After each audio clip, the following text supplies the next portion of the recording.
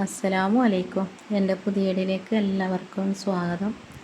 ഇന്ന് മോളടുത്തേക്ക് പോവാണ്, ഹോസ്റ്റലിലേക്ക്. ഞാൻ ഗൾഫിൽ നിന്ന് വന്നിട്ട് മോൾ ഒരാഴ്ച നിന്ന് പോയതാണ്. പിന്നെ ഇങ്ങോട്ടേക്ക് വന്നിട്ടേ ഇല്ല. ആ വിഷുവിൻ്റെ ലീവിൽ വന്നതാണ്. അങ്ങനെ പോകുന്നേരം മോൾ പറഞ്ഞ് വരുമ്പം കുറച്ച് കടി എന്തെങ്കിലും ഉണ്ടാക്കി എടുത്തു. അങ്ങനെ ചിക്കൻ്റെ ഇറച്ചിപ്പത്തിൽ ഉണ്ടാക്കി എടുക്കാമെന്ന് വിചാരിച്ച് ചിക്കനൊക്കെ പൊരിച്ച് മസാലയൊക്കെ ഉണ്ടാക്കി അങ്ങനെ ഇറച്ചിപ്പത്തിലും ആക്കി. കൂട്ടുകാരികൾക്കൊക്കെ ഭയങ്കര ഇഷ്ടമാണ് കടികളൊക്കെ കൊണ്ടുപോകുന്നത്. അവളെ കൂട്ടുകാരിയുടെ അമ്മയെല്ലാം കാണാൻ പോകുമ്പോൾ അവരും അതുപോലെ എന്തെങ്കിലുമെല്ലാം കൊണ്ടു കൊടുക്കുകയൊക്കെ ചെയ്യും. പിന്നെ പരിപാടി ഉണ്ട് കോളേജിൽ, നാളെയാണ് പരിപാടി. അപ്പോൾ ഇന്നേ പോകുന്നതെന്ന് പറഞ്ഞാൽ എനിക്ക് ഇരിക്കുന്നില്ലല്ലോ, ഒറ്റയ്ക്ക് പോകാനൊക്കെ കാലത്തെണ്ണിട്ട് അത് ബുദ്ധിമുട്ടാണ്. അതുകൊണ്ട് ഞാൻ വിചാരിച്ച് തലേന്ന് പോയി മോളെ ഹോസ്റ്റലിൽ എനിക്കും നിൽക്കാം, എന്നിട്ട് നാളെ പരിപാടിക്ക് പോകാമല്ലോ. അങ്ങനെ വിചാരിച്ചിട്ട് തലേന്ന് പോവാണ്. നാളെ രാവിലെ 9:30ക്കാണ് പരിപാടി. പിന്നെ പഠിപ്പ് പൂർത്തിയായതിൻ്റെ സർട്ടിഫിക്കറ്റും കൊടുക്കുകയാണ്. അപ്പോൾ രക്ഷിതാക്കൾ നിർബന്ധമായിട്ടും പോകാൻ പറഞ്ഞിട്ടുണ്ട്. പിന്നെ മോളെ ഒരു പരിപാടിക്കും ഞാൻ ഇതുവരെ ഉണ്ടായിട്ടില്ല. കൊല്ലത്തിലെ എല്ലാ കൊല്ലം പരിപാടിയൊക്കെ ഉണ്ടായിന്.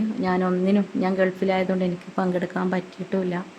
ഹോസ്റ്റലിൽ നിർത്തിയിട്ട് പഠിപ്പിക്കലൊക്കെ നമുക്ക് നല്ലൊരു പേടിയായിരുന്നു. അൽഹംദുലില്ലാ, എന്തായാലും ഒരു ബുദ്ധിമുട്ടും ആളെ കൊണ്ടൊന്നും ഇതുവരെ പറയിപ്പിക്കാതെ ഇവിടം വരെ എത്തിച്ച് 3 കൊല്ലം എൻ്റെ മോള്. പലതും നമ്മൾ കേട്ടിട്ടുണ്ടല്ലോ, ഹോസ്റ്റലിൽ നിന്നിട്ട് അങ്ങനെ ഇങ്ങനെയാന്നൊക്കെ. എന്തായാലും കുഴപ്പമൊന്നും വന്നിട്ടില്ല ഇതുവരെ. ഇനിയിപ്പോൾ എന്താണെന്നൊന്നും അറിയില്ല. അങ്ങനെ ഞങ്ങൾ കോഴിക്കോട് എത്തി. മോള് കൂട്ടാൻ വന്ന് ഹോസ്റ്റലിലേക്കും എത്തി.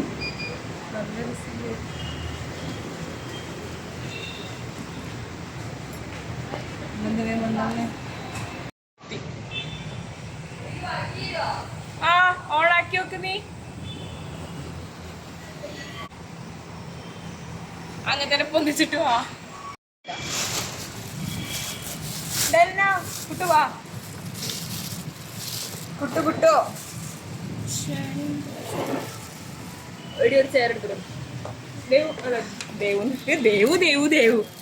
അതിൽ ആ പേരേ വരുന്നില്ല.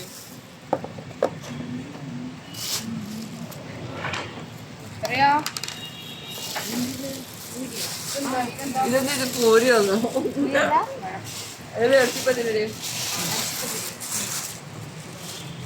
സ്പെഷ്യൽ കേട്ടിട്ടില്ല. എന്തിനാടുന്ന്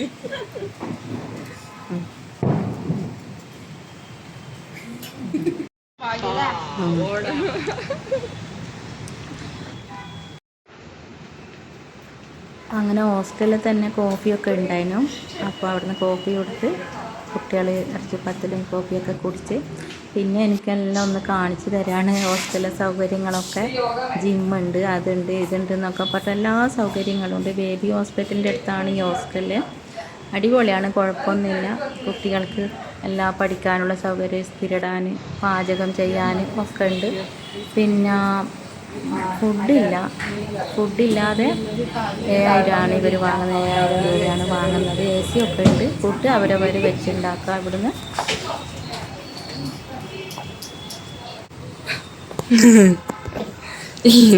ഗൈസ് ഇത് കണ്ടോ, your mother is not here, please clean your own mess. Guys എൻ്റെ മദർ ഇവിടെ വന്നിട്ടുണ്ട്. So I don't have problem. സംഭവം ഒരു നൈസായിട്ട് ഇംഗ്ലീഷിൽ തെറികൾ ചെയ്യേണ്ടത്. തള്ളൊന്നും ഇവിടെ ഇല്ല. അവരവർ വൃത്തിയാക്കി അവരവർ കഴിച്ച് അവരവർ വൃത്തിയാക്കുക. ബാ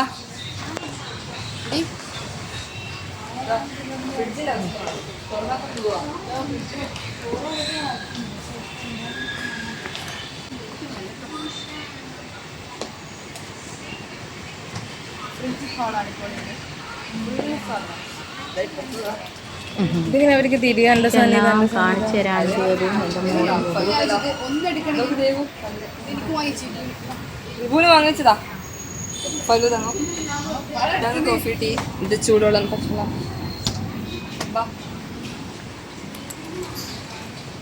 കുട്ടികളൊക്കെ ഇവിടുന്ന് പാചകമൊക്കെ അവരവർ ചെയ്യുന്നുണ്ട്. പക്ഷേ എൻ്റെ മോൾക്കൊരു ചായ ഉണ്ടാക്കാൻ പോലും അറിയില്ല. അവൾ പുറത്തുനിന്ന് ഫുഡ് മെസ്സിൽ ചേർന്നിട്ട് കഴിക്കലാണ്. ഒരു ദിവസം പിന്നെ 115 രൂപ കൊടുത്താൽ 3 നേരം കിട്ടുന്ന മെസ്സുണ്ട്. പിന്നെ അത്യാവശ്യം പുറത്തുനിന്ന് ഓർഡർ ചെയ്ത് കഴിക്കും. അങ്ങനെയൊക്കെയാണ് എൻ്റെ മോള്.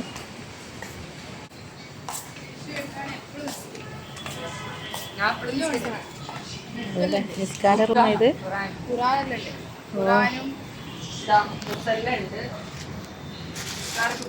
നിസ്കാര റൂമാണ് ഇത്. ആ ജസ്റ്റ് ചെല്ലുന്ന ഒരാളെ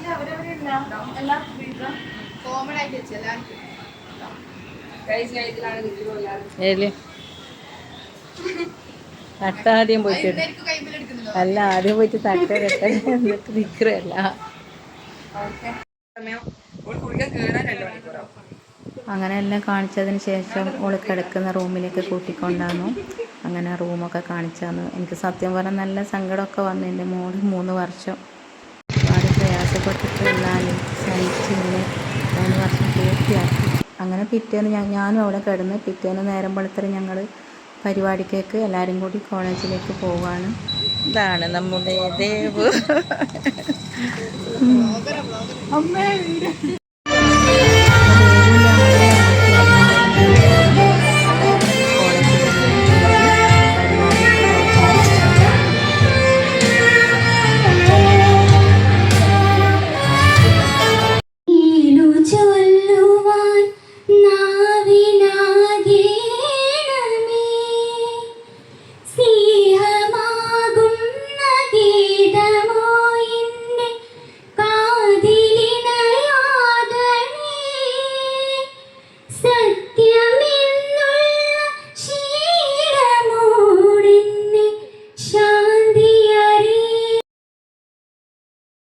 അങ്ങനെ കോളേജിൽ കയറി പ്രാർത്ഥനയൊക്കെ കഴിഞ്ഞു. സർട്ടിഫിക്കറ്റൊക്കെ കൊടുത്തു. എൻ്റെ മോള് സർട്ടിഫിക്കറ്റ് വാങ്ങുന്ന കണ്ടപ്പോൾ എനിക്ക് സന്തോഷം കൊണ്ട് കണ്ണ് നിറഞ്ഞു. കാരണം 3 വർഷം എന്നെയും ഇക്കാനെയും പിരിഞ്ഞ് അവൾ ഒരുപാട് പ്രയാസപ്പെട്ടാണ് ഹോസ്റ്റലിൽ നിന്ന് ഈ പഠിപ്പ് എങ്ങനെയല്ലോ പൂർത്തിയാക്കിയത്. പുറത്തുനിന്ന് ഫുഡൊക്കെ കഴിച്ച് ഒരുപാട് ശാരീരിക പ്രശ്നങ്ങളും അസുഖങ്ങളൊക്കെ ഒരുപാട് അനുഭവപ്പെട്ടിട്ടുണ്ടായിരുന്നു. കാരണം എന്നും പുറത്തുള്ള ഫുഡാണല്ലോ. ഞാൻ 3 കൊല്ലത്തിൽ ഇടയ്ക്കിടയ്ക്ക് വന്നിട്ടുണ്ടെങ്കിലും എൻ്റെ അടുത്ത് മോൾക്ക് നിൽക്കാൻ പറ്റിയില്ല. ഞാൻ കുറ്റിയാടി മോള് കോഴിക്കോടല്ലോ, അപ്പോൾ പോയി വരാനൊന്നും പറ്റില്ലല്ലോ. അങ്ങനെ ഒരു മാസത്തിൽ ഒരു 4 പേർത്തേറ്റ വന്നിട്ടുണ്ടാവും ഇടയ്ക്കൊക്കെ. അങ്ങനെയല്ലാതെ ഞങ്ങൾ അങ്ങനെയും പിരിഞ്ഞ് ജീവിച്ചിട്ടില്ല. +2 വരെ ഞാൻ എൻ്റെ മോൾ എൻ്റെ കൂടെ തന്നെ ജീവിച്ചതാണ് സൗദിയിൽ. എൻ്റെ കരൾ വരച്ച പോലെ ആയിരുന്നു ഞാൻ മോളെ ഹോസ്റ്റലിൽ ആക്കി പഠിപ്പിച്ചത്. കാരണം എൻ്റെ അനുഭവം എൻ്റെ മോൾക്ക് വരാൻ പാടില്ല എന്ന് വിചാരിച്ചിട്ട് എൻ്റെ മോൾ പഠിക്കണം, സ്വന്തം കാലിൽ നിൽക്കണം, എന്നിട്ട് മതി കല്യാണം, ഒരു ജോലി ആയിട്ട് മതി കല്യാണം. എനിക്ക് എൻ്റെ ജീവിതം കൊണ്ട് എനിക്ക് വാശിയായിരുന്നു. എൻ്റെ ഇക്കാക്ക് മോളെ പഠിപ്പിക്കാൻ വലിയ താല്പര്യമൊന്നും ഉണ്ടായിട്ടില്ലായിരുന്നു. +2 കഴിഞ്ഞപ്പോൾ കെട്ടിച്ച് വിട്ടാൽ മതി എന്ന് പറഞ്ഞു. അപ്പം ഞാൻ ചെറുതിൽ പഠിപ്പൊന്നും ഇല്ലാതെ കെട്ടിയ ഒരാളാണ്. അപ്പോൾ എന്തിനേതിനും എൻ്റെ ഇക്കാനെ ആശ്രയിക്കുന്നത് എനിക്ക് ഭയങ്കര ബുദ്ധിമുട്ടായിട്ട് വർഷങ്ങൾ കഴിഞ്ഞൊരു കല്യാണം കഴിഞ്ഞപാട് എനിക്കൊരു കുഴപ്പമില്ല. ഉപ്പയും ഉമ്മയൊക്കെ ഒരുമിച്ചാണ്. അവരൊക്കെ കാലം ശേഷമാണ് പിന്നെ എനിക്ക് സങ്കടമായത്. എൻ്റെ ഉമ്മാക്കും ഉപ്പാക്കൊന്നും എനിക്കൊന്നും ചെയ്യാൻ പറ്റിയിട്ടില്ല. എനിക്ക് പഠിപ്പുമില്ല, ജോലിയില്ല. എൻ്റെ മാത്രം എൻ്റെ കാര്യമൊക്കെ നോക്കും, എനിക്ക് ചിലവ് തരും, ആവശ്യങ്ങൾ എൻ്റെ നടത്തും. എന്നാലും എൻ്റെ ഒരുപാട് ആഗ്രഹങ്ങളൊക്കെ എനിക്കും ഉണ്ടാവും. എന്തിനും ഏതിനും മൂപ്പരെ ആശ്രയിക്കുമ്പോൾ എനിക്കത് ഒരുപാട് സങ്കടപ്പെട്ടിട്ടുണ്ട്. എൻ്റെ ജീവിതം ഒരു പരാജയപ്പെട്ടതായിട്ട് എനിക്ക് തോന്നിയിട്ടുണ്ട്. അപ്പോൾ എൻ്റെ അനുഭവം അല്ലാഹു എൻ്റെ മോൾക്ക് അത് വരല്ലേ എന്ന് വിചാരിച്ച് എൻ്റെ മോൾക്ക് കട്ട സപ്പോർട്ട് നിന്ന് പഠിക്കാൻ അവൾക്കും താല്പര്യമുണ്ട്. എൻ്റെ കണ്ടിട്ട് തന്നെയാണ് അവൾക്കും താല്പര്യം വന്നത്. കല്യാണം ഉമ്മാനെ പോലെ കുട്ടിയിൽ എനിക്ക് വേണ്ട, പഠിച്ച് ജോലിയൊക്കെ കിട്ടിയതിന് ശേഷം മതിയെന്ന് അവളും പറഞ്ഞു. അപ്പോൾ നല്ല സപ്പോർട്ട് ചെയ്ത് ഇക്കാനെയൊക്കെ എങ്ങനെയോ പറഞ്ഞ് സമ്മതിപ്പിച്ചാണ്. മൂപ്പർക്ക് ഏവിയേഷൻ പഠിക്കാനും ഇഷ്ടമല്ല, ഹോസ്റ്റലാക്കി പഠിപ്പിക്കുന്നതും ഇഷ്ടമല്ല, വഴിതെറ്റിപ്പോകും എന്നൊക്കെ പറഞ്ഞിട്ട്.